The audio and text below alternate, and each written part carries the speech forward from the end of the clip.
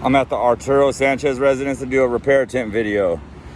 Now what I'm going to do is I'm going to remove this wind damaged shingle right here without trying to disturb the shingle above it. I'm going to start by making sure the shingle that I'm removing isn't adhered to the shingle below it.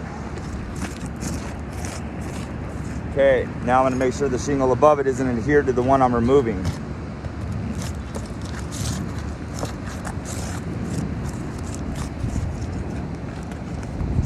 Now I'm going to remove the wind damaged shingle from the decking.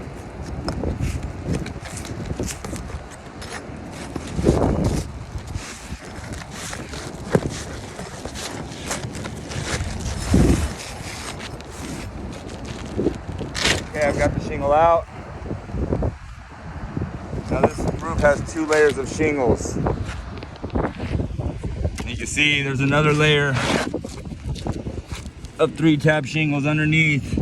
This is an issue in repairability because using 1 1/4" roofing nails per code, it's hard to properly fasten the shingle when I have to go through 2 layers of shingles.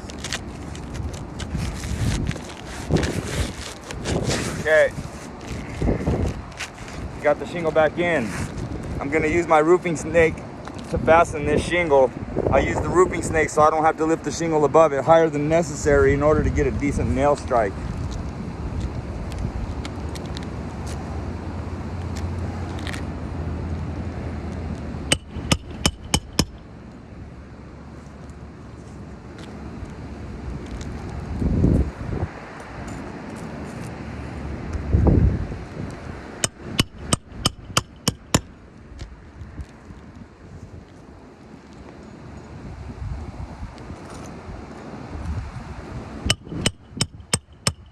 Okay, shingles back in.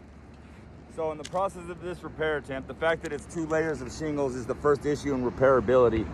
The other issue that I've seen is this tooth is now delaminated, this one as well, and this one. This shingle will come apart into 2 pieces, deeming this roof irreparable.